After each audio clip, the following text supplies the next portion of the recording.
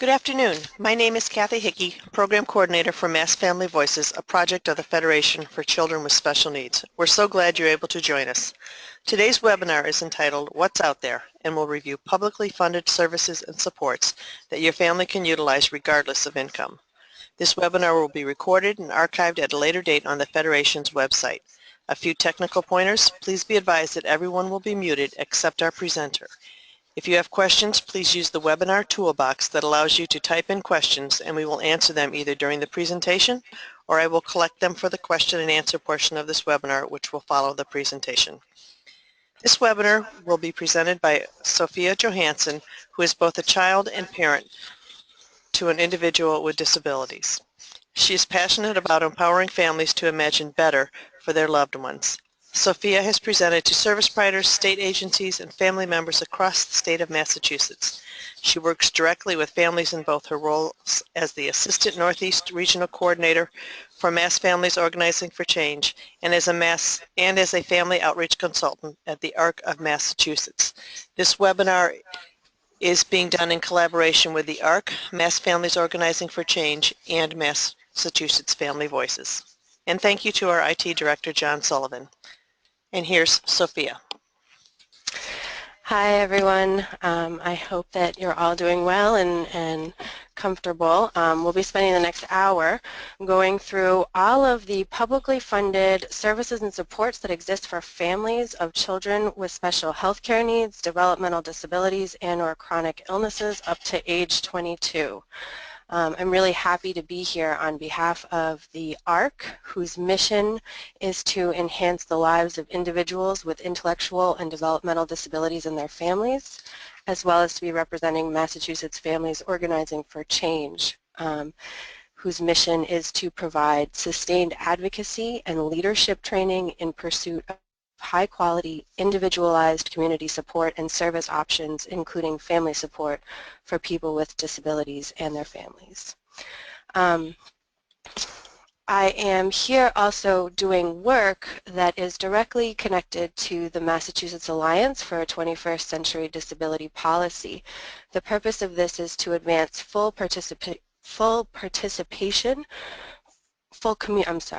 community participation for individuals with disabilities and their families. There is a approximately 10 to 12 page manifesto that was created in the early 2000s, and it's a really spectacular guide, and it's called Implementing a 21st Century Disability Policy, and everybody here will be getting a link to that document. It's a really, really great document that outlines the guiding principles and the system barriers, as well as the policy recommendations and actions that individuals and advocates and organizations can take to further advance the community participation of individuals with disabilities and their families. This was a document that was worked on by pretty much all of the major statewide advocacy organizations, including the Federation for Children with Special Needs, and several others. So let's get down to business. So what exactly is out there? To begin, we're going to be talking about some definitions that are really important. So what do I mean when I say publicly funded? What I mean is really money that's coming from some sort of government body, whether it's federal monies or from the state or distributed by a municipality, so a town or a city. And I'm using this term really extremely broadly. It just refers to money that comes from taxpayers. Then what do I mean by services and supports? So I actually mean a huge range of things here, from the most formal type of agreement where you are going to see a doctor or you have somebody come to your house, and as informal as just a neighbor inviting you over for a barbecue, or you inviting a neighbor over for a barbecue, and that being a kind of support for your family, just, because community interaction, that's supportive, right? Then the last piece is, who am I talking about when I'm using the term special healthcare needs, developmental disabilities, and or chronic illnesses? The Maternal Child Health Bureau defines special healthcare needs as those who have one or more chronic physical, developmental, behavioral, or emotional conditions, and who also require health and related services of a type or amount beyond that required by children generally. So that's actually a pretty broad definition, and a lot of diagnoses, and some children that don't have any diagnoses fit within that category. The second definition that I'd like to go over is the definition of developmental disabilities, and that, according to the Developmental Disabilities Assistance and Bill of Rights Act, is defined as a severe chronic disability which originated at birth or during childhood, is expected to continue indefinitely, and substantially restricts the individual's functioning in several major life activities, such as self-care, receptive and expressive language, learning mobility, self-direction, capacity for independent living, and economic self-sufficiency. Chronic illnesses also refers to individuals whose health status would have the same impact that a developmental disability might have. So, how are we going to talk about this? I am going to give everybody here an incredibly comprehensive overview. So, the great thing about that is we're going to be going through a ton of systems and all of the programs kind of within those systems and all of the options, but the downside to that is that we're really taking a bird's eye view. So it's going to be a very, very kind of, we're going to be dipping our toes in the water of a lot of different tide pools, so to speak here. There will invariably be a resource that many of you are probably very interested in and attracted to and found very useful that I will probably miss, and at the same time I will probably tell you about something that you've never heard of before, or maybe you heard it once a while ago and I'm reminding you of it. Primarily, everyone here is going to leave with some tools or techniques that are going to help you. I'm assuming, sorry, I'm going to back up for a second. I'm assuming that I'm talking to mostly family members who are raising children with some sort of special needs or disabilities. So I'm sure that some of you are also probably people working directly with families or people working directly with children. That being said, I'm really going to be speaking as though I'm talking directly to families in empowering them with some tools and techniques to help describe what you need. And again, you know, just to really reiterate the overview, we are going to be discussing initial resources that will inevitably lead you to others should you pursue them. So, to begin, again, we're going to look at some really helpful terms. What are rights? They are best practice and what we should expect. But there is not funding or legislation in place to protect these all the time. You know, I think of a sibling, or I think of one child with special needs being placed in a school that's not their neighborhood school, and I think of a younger sibling. Now, when we think about quote what's right, and we think about the community relationships and the kind of community that's built around school, we think of, you know, is a sibling's right to attend the same school as their older brother or sister if they're placed out of their neighborhood school. However, there's not necessarily any type of mandate or guidance that really ensures that this will happen no matter what. So that's an example of that. But then, you know, there are other things like the Bill of Rights, for example, that is an example of legislation that, you know, really states what we should expect. Eligibility means that you might apply for something on behalf of your family or your child, and while your child meets the criteria, services may not be offered. And this is because usually services or supports are partially funded, which are based on state and federal budgets, but they're not totally funded. So that means that they leave a certain amount of families kind of out in the cold, so to speak. Entitlement is another example of the types of services and supports can fall under entitlement, and they are when you meet the criteria and your services are guaranteed. So MassHealth is a great example of that, where if your child and or your family fits the criteria to be eligible for MassHealth, you are guaranteed to receive health insurance through MassHealth. And despite the fact that services are guaranteed, you still really do need to advocate for funding. So what exactly does this mean in practice? So for families, I think it's really important to always ask for what you need. You're not going to get it unless you ask. And I think that you should always believe that you and your children and your family really deserve what you're asking for. And unfortunately, this does involve being persistent. And certainly a big part of that is trusting that you're an expert at knowing what you need, and while you might need assistance describing it, or you might not be up to date on all of the jargon that's used to describe what you need, you definitely certainly do know what you and your family need. So where does this all start? At home, right? So children with disabilities have a right to live in a family home with loving parents. Now, I am using the term family home very loosely, as well as loving parents. Historically, children with disabilities were taken from families, sometimes from the minute of birth, other times from the time when the disability was diagnosed, and really taken out of a home environment and sent to live in an institution.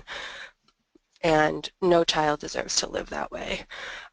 Children also have a right to services and supports in the most natural setting. I think the greatest example of this is really early intervention, where you have therapists coming into the home and other types of providers coming to the home to help a child, to support a child's development, really utilizing what's in their natural environment and helping to build the skills of their primary caregivers. And then finally, families have a right to access all of the services and supports they need to keep everyone in the home as happy and healthy as possible. And, again, just hearkening back to the terms where we began, these are all rights, but certainly these are not guarantees. But I think that we all know and all intuitively understand why these things are important. So certainly when you've got a lot of balls up in the air and you're juggling a lot of different things, it can be really difficult to balance everybody's needs. So it's super important to figure out how to assess the need. And I remember when my family, when we were receiving early intervention services, we had one EI specialist say to me, if things feel out of control more than 50% of the time, they probably are.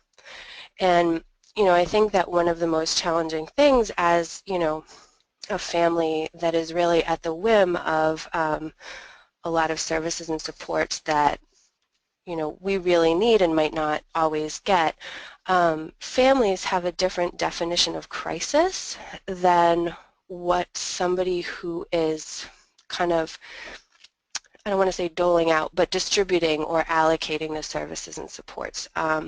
So for example, if you are a family and you're struggling every single day to get dinner on the table because you can't separate from the kids long enough to cook and prepare food and put the food down, and then you can't get enough people to the table to eat a full meal, and then you struggle with cleaning up afterwards because you're juggling too many things, that's certainly an example of crisis. It's not a huge acute crisis, but I would say that that's crisis in terms of a family definitely needing more support. Whereas I was speaking with an intake coordinator from DDS, and she was describing a family who she was giving me just an example of one of the crises that she had encountered, which was a family that included 3 children with severe and very complex disabilities and medical needs.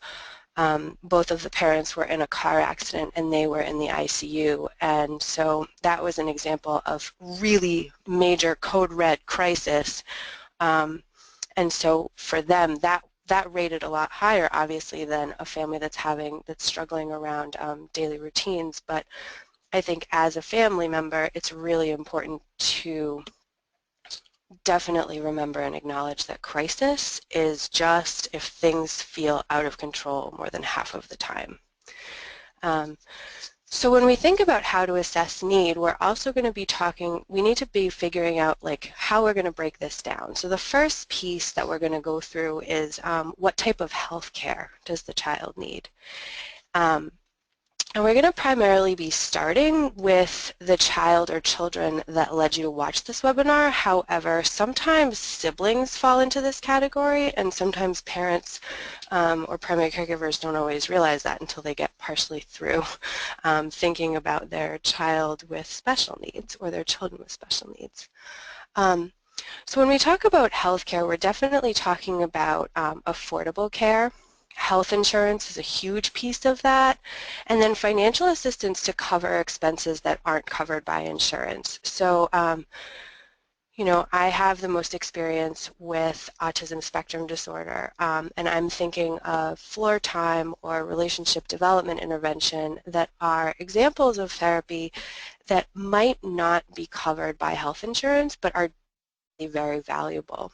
So those alternative therapies really do, you know, they can fill a really much needed place in somebody's life, but there's definitely a need to for certain families to really get a lot of financial assistance to cover those.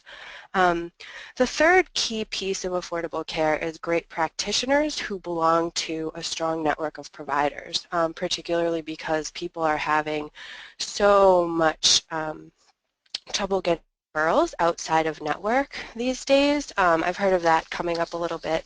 But then also it's really important to, you know, if you're seeing a doctor and the only doctors or specialists that they know are outside of network and they can only refer you outside of network and your health insurance isn't going to cover it, that's certainly not an example of affordable care.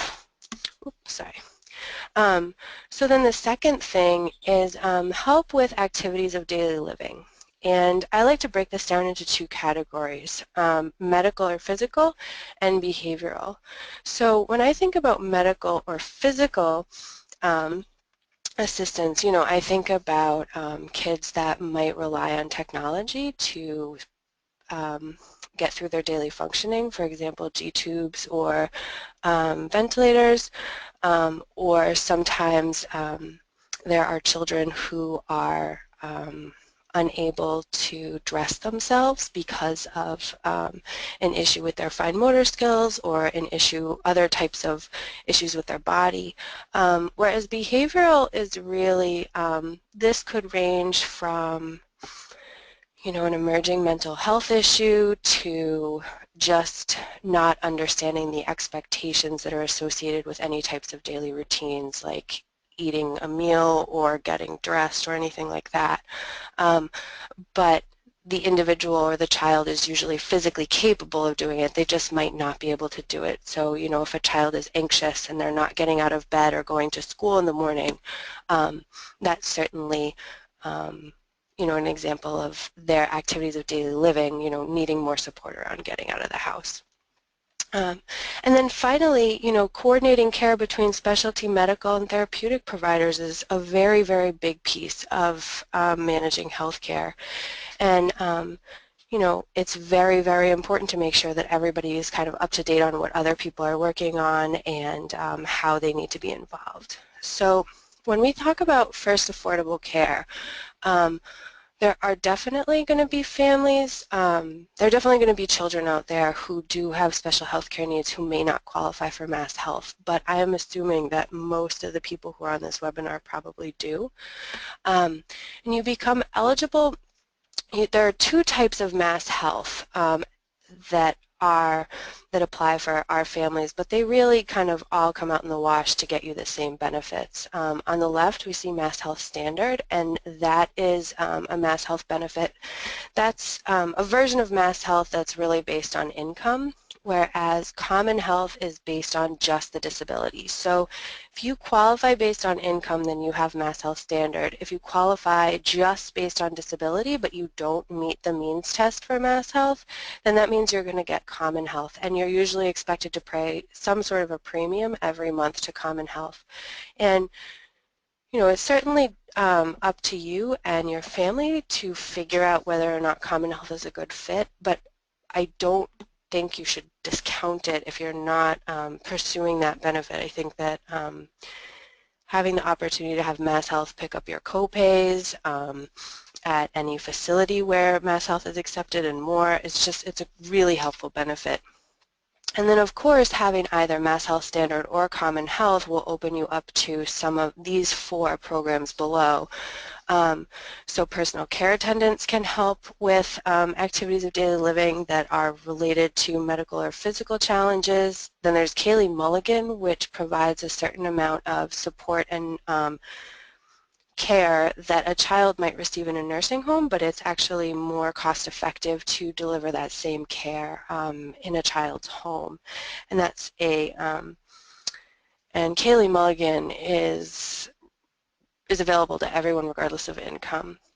Premium assistance is also a benefit that's really important to know about, and that is where MassHealth looks at your child's situation. They look at your employer-sponsored health insurance plan, or they look at your child's individual health care plan that perhaps you may have purchased from the connector, and they look at whether or not it is more cost-effective for MassHealth to simply pay the premium on that health insurance than it would be for them to foot the bill for all of the services that you would receive when you use your MassHealth as your primary insurance.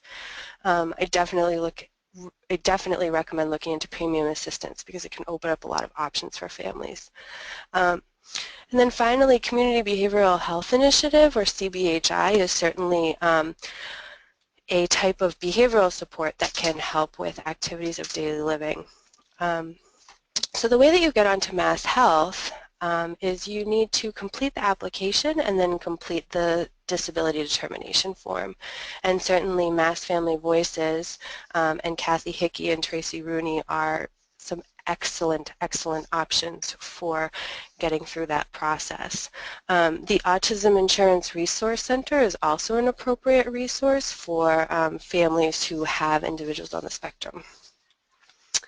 Then Community Behavioral Health Initiative, just to go more in depth to the types of support that they offer. Outpatient therapy, in-home therapy, intensive care coordination. If you are in any of those, you will also be eligible for in-home behavioral health services, a therapeutic mentor, and access to a family partner. And then also mobile crisis intervention is through Community Behavioral Health Initiative. I recommend looking this up if you need any sort of support for your family or the siblings in your household so that they can receive some support around any type of behavioral health issues. Again, Mass Family Voices is really a great resource to learn more about what's out there in terms of these types of supports. And then there's also Parent Professional Advocacy League, and they really specialize. They are a statewide family organization dedicated to improving the mental health and well-being of children, youth, and families. And they just have some really great resources and great trainings out there. But certainly mental health and behavioral health is their specialty. So then we get into the Department of Public Health, and under the Department of Public Health there's early intervention and the Division for Children with Youth and Special Health Care Needs. We'll start at early intervention, and there is the Regional Consultation Program, and I believe that they're in 5 regions across the state, but there may only be 4. I apologize for not looking that up before doing this. And the role of an RCP is to serve the early intervention and child care programs so that they can build community capacity for inclusion of infants and toddlers with complex needs. They work together with providers and families to really meet the developmental needs of children with multiple disabilities and complex health care needs. And statewide, they have a vision statement that all the RCPs have really signed on to and act under, and that is that all children are born with possibilities and should have access to inclusive settings to learn, play, and interact. So RCPs can be a really great resource for families with children who have really complex medical needs.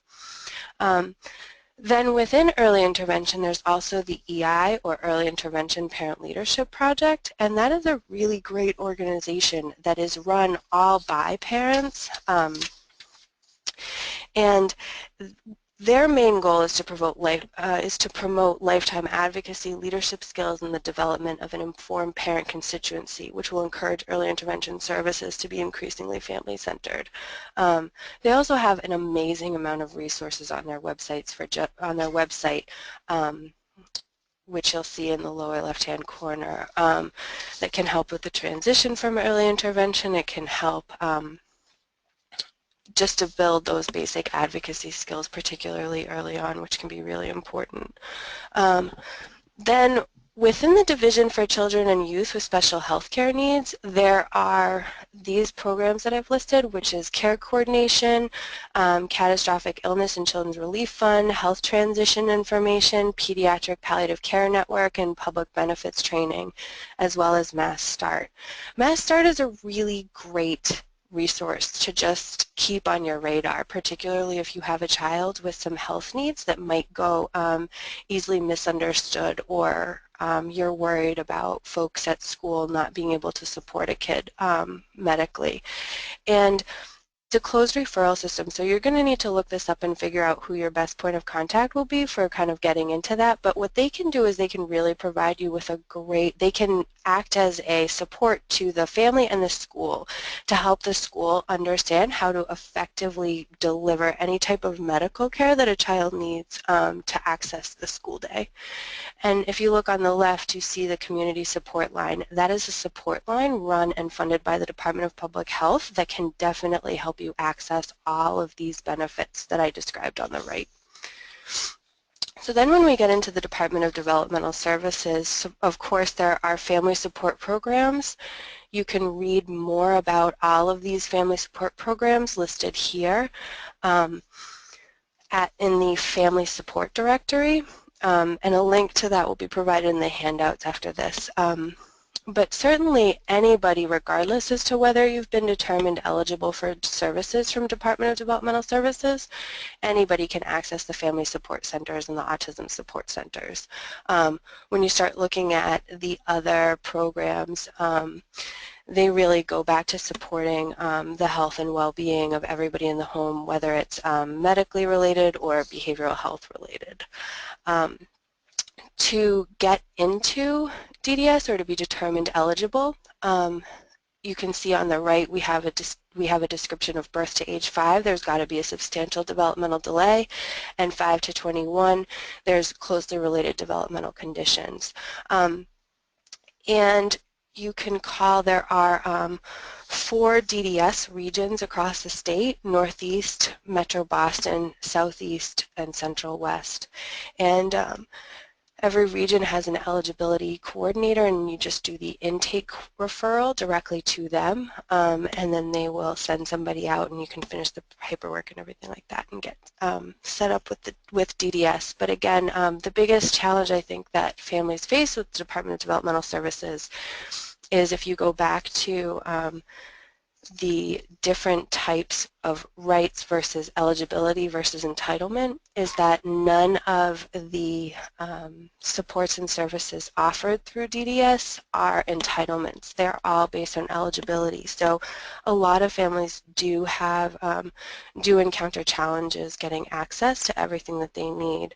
And a large part of that is directly related to funding. So there is a really interesting campaign going on right now called the Supporting Families campaign, and that is to add more money into the family support line items. So if you're interested in that, or if you're a family that has really needed a lot more support than what you've been getting, you might consider sharing your story through the Arc of Mass website. So then, of course, the second big consideration for the child that led you to watch this webinar is, what does this child need to be able to access school, learn, and be a part of the school community? And when we think of the school community, I think initially physical access. So what does a child need to actually get to school physically, not just... Oh, we have a question? Yeah, sure. Okay, so I'm going to interrupt for a question we have. Could you tell us more about closely related developmental condition? What does that mean? So what that, good question. So what that really means is, let's say, I'm going to go back. So a closely related developmental condition. I'm thinking of one child I know who has, he has a lot of involvement with apraxia of speech, and has a lot of involvement. He's just got a significant array of learning disabilities that are really impacting his access to the material in school. So that's an example where, you know, it's not as cut and dry as an autism diagnosis, or I'm trying to think of another one, or, you know, some of the other just general global developmental delay. But it's certainly something that it's a closely related developmental condition, whereas multiple, you know, this kid is not developing along his same age peers, and it's clear that he is going to need multiple supports when he gets older. So he's really going to need involvement to, you know, keep up with supporting himself and community-based services, that type of thing. And of course, you know, the best way to get this question answered too is to also just call the intake referral line, because sometimes there are kids that get referred, and you know, the psychologist will review the paperwork, and you might not think, oh, well, you know, he's probably fine or she's probably fine, and the psychologist reviews the paperwork and they're like, actually, you know, this kid totally qualifies. It's not a very arduous process, so I do recommend doing it. So we're going to continue on with what does a child need to be able to access school, learn, and be a part of the school community. So when I think about physical access, I think about a child getting to school safely, transportation-wise, and then also like whether or not the child has had enough food to eat that day, in addition to just can the child physically maneuver the building. I also think about extracurricular activities in terms of you know, what are the kids doing after school, whether or not it's a school sport, or is there some place or program that all of the kids are going to after school, whether or not that's like a swimming club, or you know, a YMCA, or any type of town-based soccer program, stuff like that. Then I also think about support to stay healthy while in school. And, you know, I really have to give a shout out to the school nurses here, because I feel like they are as a valuable resource as a primary care physician, and they can really fill in a lot of gaps for some kids if you have, you know, the right school nurse and the right relationship. I recommend families looking up and into individual health care plans. I haven't found one particular resource that I think is really spectacular, so if anybody knows of one, I look forward to receiving more information about it, because individual health care plans, they're kind of like an IEP, but it's all medically based. It's all based on the child's just what they need to stay healthy. And I think that this is an opportunity where families might be able to get needs met that that might not be met with an IEP. So for example, in our situation, my son has a lot of trickiness around eating, and we've actually worked out a way to address that in the individual healthcare plan as opposed to the IEP, because we want to focus on something different in the IEP. So it's just something to keep on your radar. Then there's also, modifications to the curriculum. So what about the curriculum needs to be changed? And that would certainly be addressed in an IEP, as well as, accommodations. But that might come down to more of a 504, kind of relating more to physical access. Then, of course, there's language access, and, Mass Law Reform has a language access attorney, Terry Ramos, and you can find more about the work that she does at masslegalhelp.org. But I think she's doing really, really important work, which is all related to civil rights stuff. Around families whose primary language might not be English, or who are most comfortable reading and writing in their primary or native language, but they might be proficient in English. Just really making sure that the families have access to all of the support that they need to play an equal part in their child's education. Then we have social emotional support, what kind of support a student needs to get through their day. And then finally, summer camp. A lot of people are like, well, why didn't you put extended school year services on here? And it's because, every kid goes to summer camp. Whether or not that's a really formal summer camp where you go away for several weeks, and hang out in the woods, or if you do something, for a couple of hours a day in your community. Every kid really needs a summer camp experience, and figuring out how you can do that is I think, really important for every child's development. Then when we think about the Department of Education, there are three kind of pieces of the Department of Education that I think directly relate to our kids, which are early education and care, elementary and secondary education, and higher education.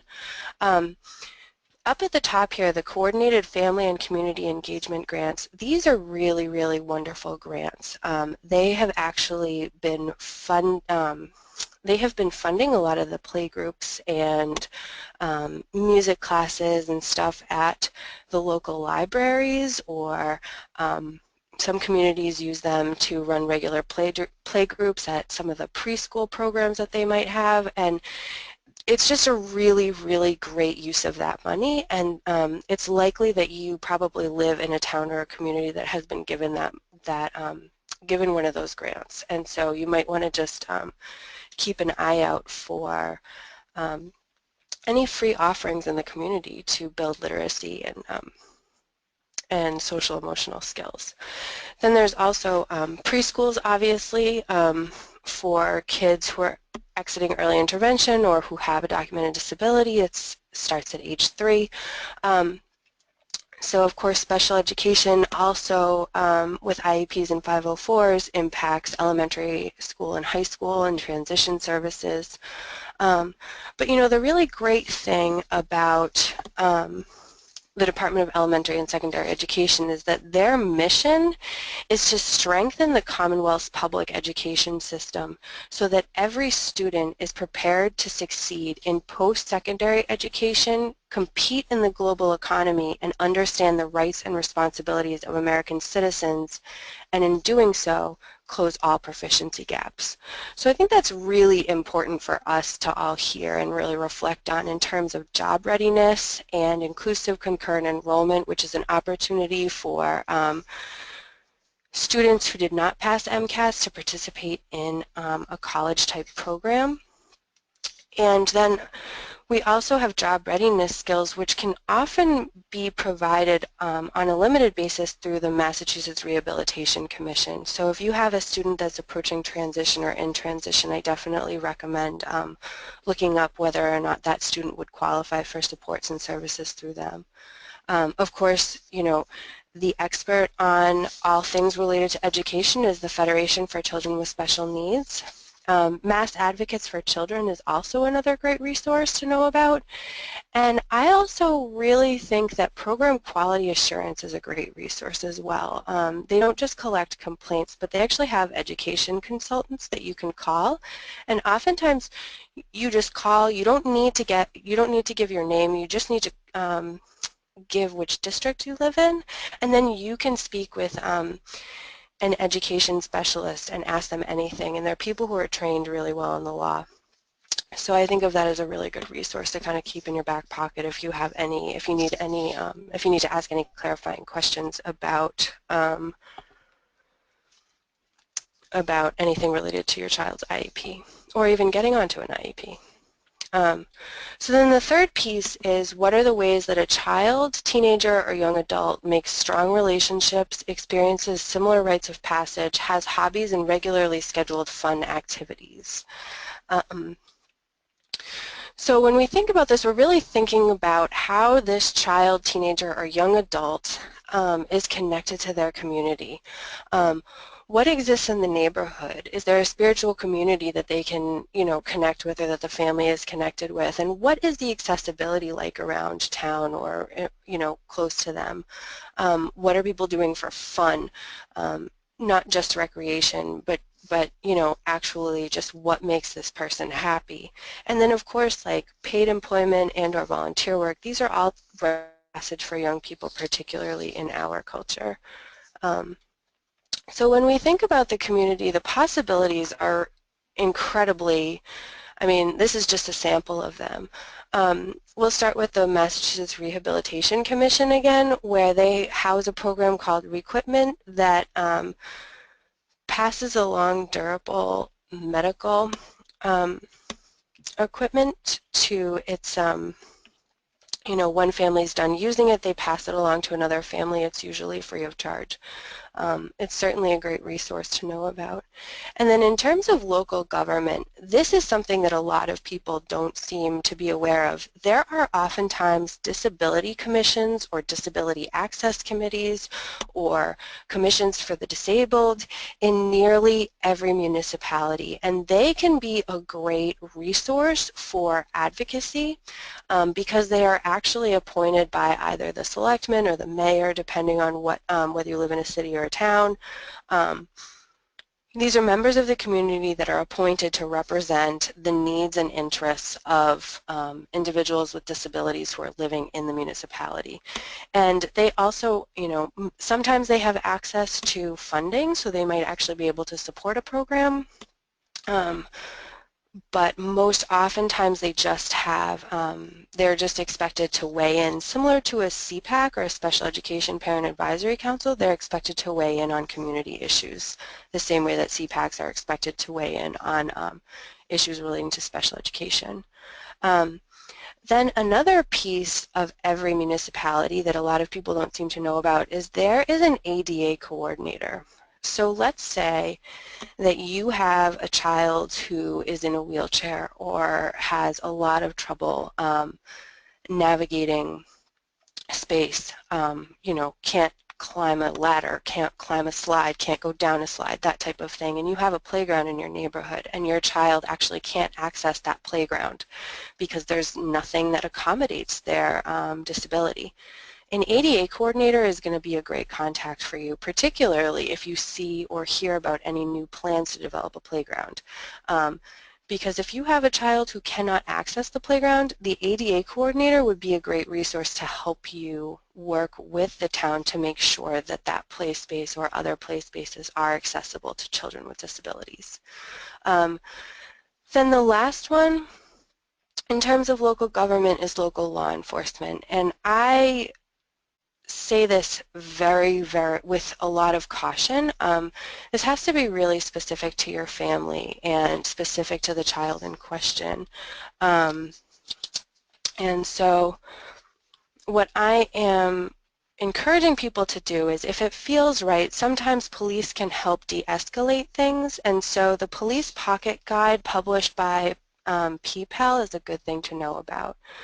The local resources and organizations on the right are excellent opportunities to just think about ways to further connect with the community. We're going to breeze through the rest here because I want to leave enough time for questions. So when we think about what siblings need to be happy and healthy, a lot of times it is the same thing as children with special needs, but of course there are some things that are specific to siblings. And then when we think about the needs of the parents or other relatives, what are the things that everybody needs to sustain their involvement and to sustain their health and well-being? And this slide will be in the handouts that I will be distributing. So when we think about all of these, thinking about respite, strong supportive relationships, good information and guidance. And these, of course, are all of the options that can exist, or just some of them that are out there. And then in terms of workshops, conferences, webinars, and all of the, and then support that you need with navigation, advocacy, getting extended trainings, whether or not that's family leadership training or trainings like what the Federation does with their Parent Consultant Training Institute. These are certainly opportunities to learn more and participate in your community and become a better advocate on behalf of your child and your family. Okay, let's take some questions. So we have a question. My family is in crisis. Who do I reach out to? I've tried reaching out to our team and no one is paying attention. I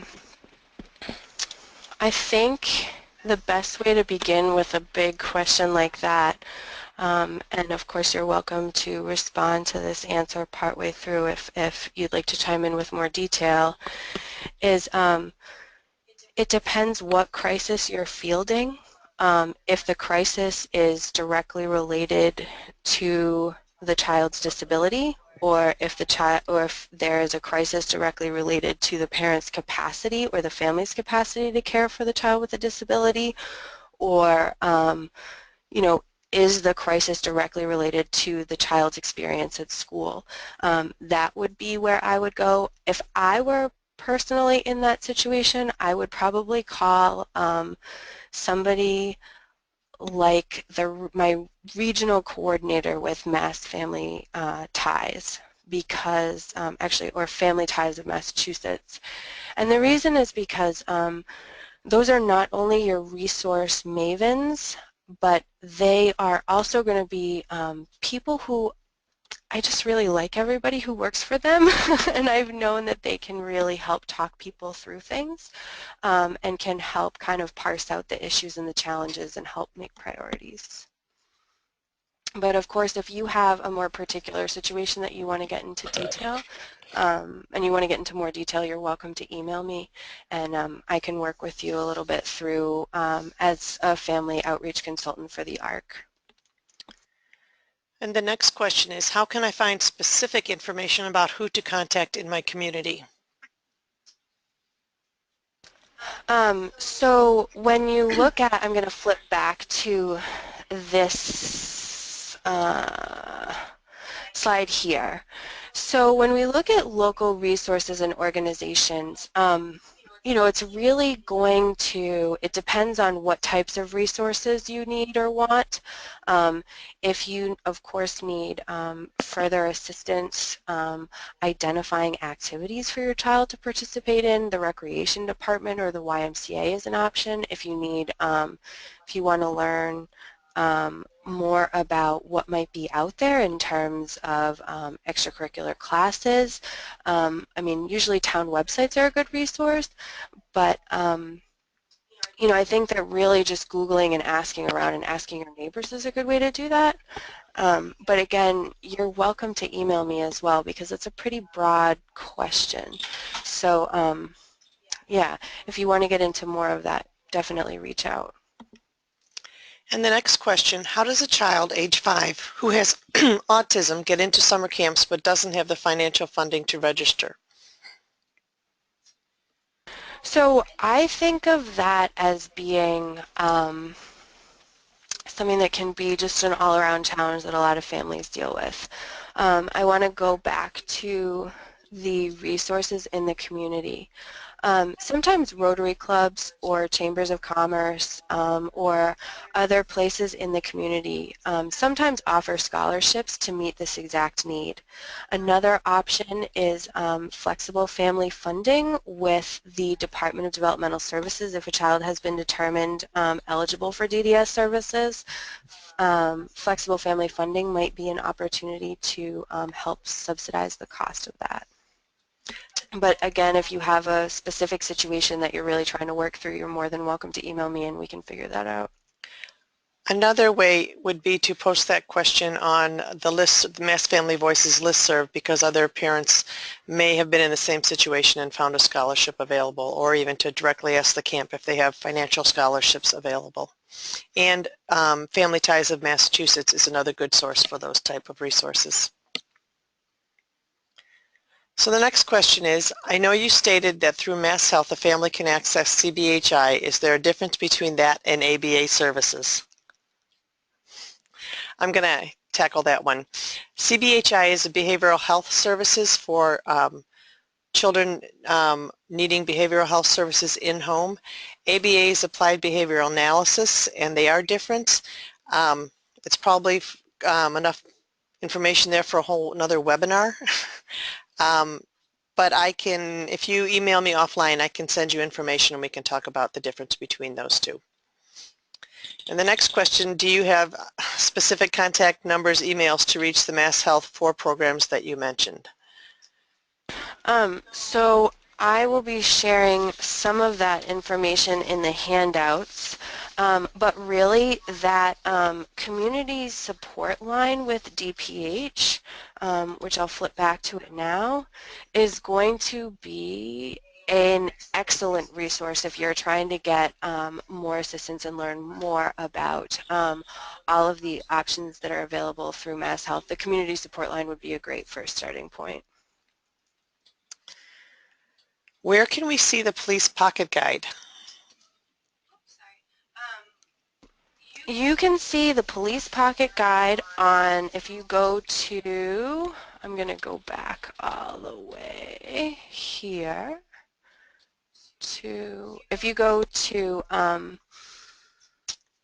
Peepal.net, you will see on their website they have an option for guides, and it is on that link, and I am looking for it now. I will give this to you now verbally, but it will also be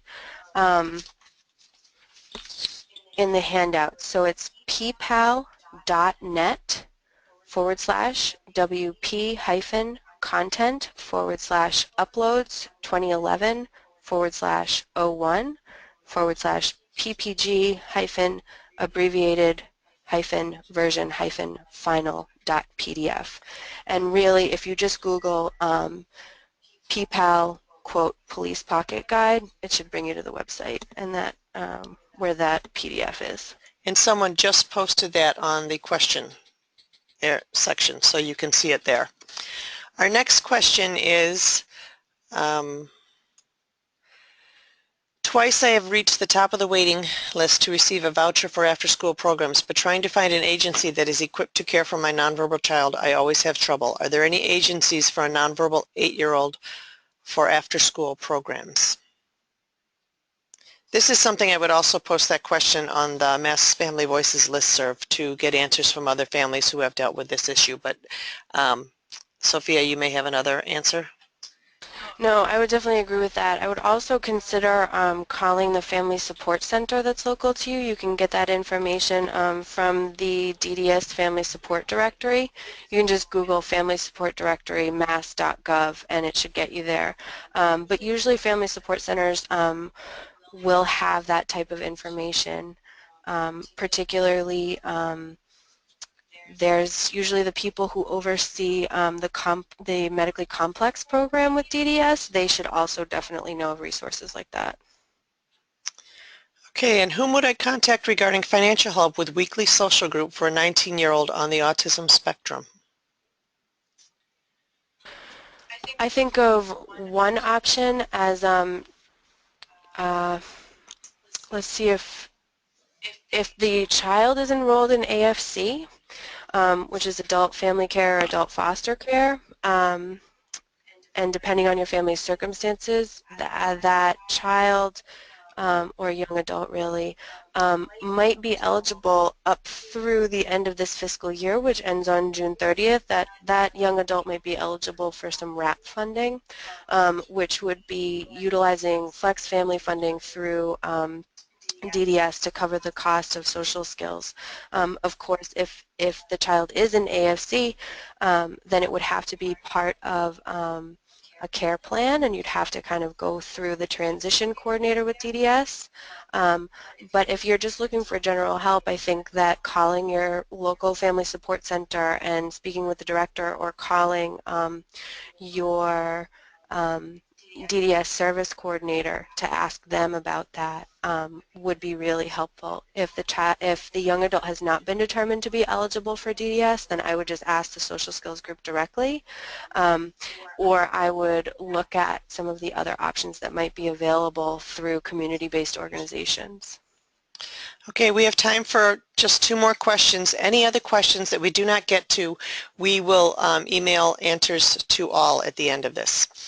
So the next one is, how does one get PCA help?